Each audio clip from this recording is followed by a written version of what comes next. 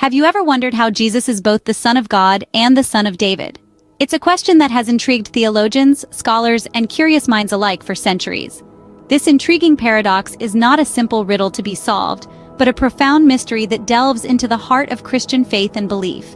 In the sacred pages of the Bible, Jesus is referred to in different contexts, sometimes as the Son of God, and at other times as the Son of David. These titles, while seemingly contradictory, hold significant importance in understanding the life, mission, and divinity of Jesus Christ. The title Son of God points towards his divine nature, his special relationship with God the Father, and his unique role in the redemption of humanity. This divine filiation is not metaphorical or symbolic, but a fundamental truth that defines the identity of Jesus and underscores his divine mission. On the other hand, the title Son of David places Jesus within a specific historical and cultural context. It ties him to the lineage of King David, a significant figure in Jewish history, and fulfills the Old Testament prophecies about a Messiah who would come from David's line. This title emphasizes his human nature, his Jewish roots, and his rightful place in the lineage of Israel's greatest king. So we see Jesus being referred to as both a son of a heavenly entity and a descendant of a historical figure. It's a paradox that confounds the mind and challenges our understanding of identity, lineage, and divinity. Yet it's this very paradox that deepens our understanding of who Jesus is and the dual nature of his existence. It is important to understand these titles in their respective historical and spiritual contexts. The Son of God and the Son of David are not just titles, but profound affirmations of the divine and human natures of Jesus. So how can Jesus be both? The answer lies in the dual nature of Jesus. Let's dive deeper into this paradox in the upcoming scenes. Don't worry, we'll take this journey together, one step at a time. First, let's delve into the lineage of David and how Jesus fits into this lineage. Now, to begin, we must step back in time, into the age of kings and prophets. King David, one of the most significant figures in the Old Testament, was the second king of the United Kingdom of Israel and Judah. His story is one of courage, faith, and a heart aligned with God. From his humble beginnings as a shepherd boy to his legendary triumph over Goliath and his reign as king, David's life is intricately woven into the tapestry of biblical history. But how does Jesus, born centuries later, fit into this lineage? Well, the answer lies in the genealogical records meticulously preserved in the scriptures. The Gospel of Matthew traces Jesus' lineage back to David, through Joseph, his legal father. This lineage fulfills the Old Testament prophecies that the Messiah, the Savior of the people, would come from the line of David. In the book of the 2nd Samuel, God makes a covenant with David, promising that his kingdom would be established forever and that his descendant would build a house for God's name. This covenant is a significant prophecy pointing to the coming of the Messiah from David's lineage. The prophet Jeremiah also prophesied that a righteous branch from David's line would reign as king and bring salvation and safety to the people. This prophecy is fulfilled in Jesus, who is often referred to in the New Testament as the Son of David. Thus, Jesus' connection to David is not just a matter of lineage, but of divine prophecy. It's a fulfillment of God's promise to David and his people, a promise that echoes through the ages and finds its ultimate fulfillment in the person of Jesus. So, when we say that Jesus is the Son of David, it's not merely a genealogical statement, it's a proclamation of Jesus as the Messiah, the promised king from David's line, who came to bring salvation to the world. Thus, in a historical context, Jesus is the Son of David. Now let's turn our attention to Jesus as the Son of God. Embarking on this spiritual journey, we delve into the mystery of Jesus as the Son of God. This divine title is deeply rooted in the New Testament, where Jesus is frequently referred to as the Son of God. It's a term that signifies his unique relationship with the divine, setting him apart from all of humanity. The baptism of Jesus is a pivotal event that underscores this divine sonship.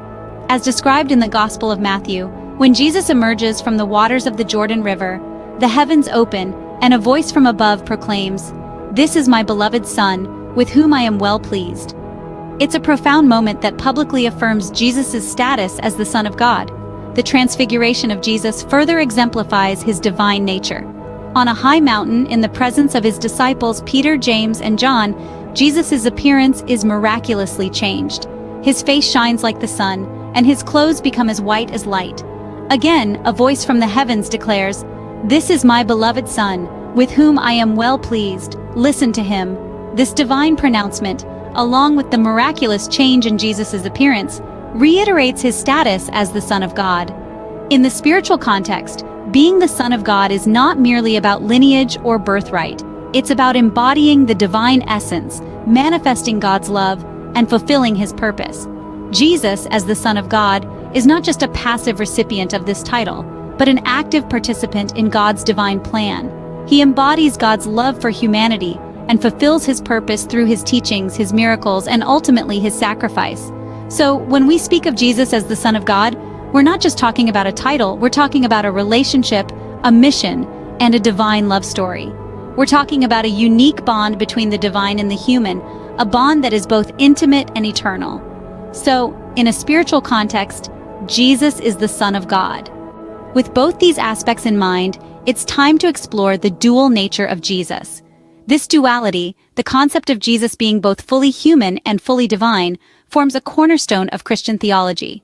It's a profound mystery, a paradox that continues to captivate theologians and believers alike. Let's delve into the human side of Jesus first, as the Son of David. As a descendant of David, Jesus shares in our human experience. He was born, he grew, he felt hunger, thirst, and fatigue. He laughed, he wept, he felt anger and sadness. His human nature allowed him to fully understand and empathize with the human condition, and it is through this empathy that he was able to offer salvation to humanity. Yet at the same time, Jesus was not just a man. He was also the Son of God, fully divine. This facet of his nature is equally as important as his human side.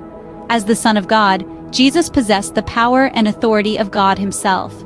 He performed miracles, forgave sins, and conquered death itself. His divine nature allowed him to enact God's plan of salvation, fulfilling prophecies, and bridging the gap that sin had created between God and humanity. These two natures, human and divine, coexisted in Jesus in a way that is beyond human comprehension. They were not mixed or confused, but each retained its own properties. His human nature did not diminish his divinity, nor did his divinity negate his humanity. This dual nature of Jesus is a fundamental belief in Christianity, as it is through this duality that the salvation of humanity is made possible.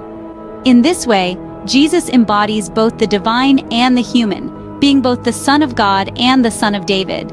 This dual nature makes Jesus uniquely qualified to be our Savior, the one who could fully understand us, yet also had the power to save us. It's a beautiful mystery that continues to inspire faith and devotion among believers. Let's take a moment to summarize what we have discovered today. We've embarked on an enlightening journey, exploring the dual nature of Jesus as both the Son of God and the Son of David, a concept that lies at the heart of Christian theology.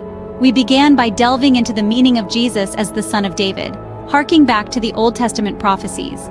We discovered that this title signifies Jesus' humanity and his direct lineage to King David, which fulfills the messianic prophecies. It represents his earthly heritage, his connection to our shared human experience, and his role as a promised Messiah who would reign on David's throne forever. Then, we transitioned into understanding Jesus as the Son of God, a concept deeply rooted in New Testament teachings. This title emphasizes Jesus' divinity, his unique relationship with God the Father, and his divine mission to redeem humanity from sin. As the Son of God, Jesus embodies divine love, grace, and mercy, offering salvation to all who believe in him. Throughout this journey, we've grappled with the dual nature of Jesus, a cornerstone of Christian faith. This dual nature isn't a contradiction, but rather a profound mystery that binds together the human and divine. In Jesus, we see a God who can sympathize with our weaknesses, having walked in our shoes, and yet a God who stands outside and above our human limitations, offering hope and redemption. Understanding Jesus as both the Son of God and the Son of David enriches our grasp of the Christian faith. It bridges the gap between the divine and the human, the eternal and the temporal, the heavenly and the earthly. It affirms that Jesus, in his dual nature, is a Savior who understands our human struggles and offers divine solutions. So while it may seem paradoxical at first, understanding Jesus as both the Son of God and the Son of David allows us to grasp the profound depth of Christian faith and theology.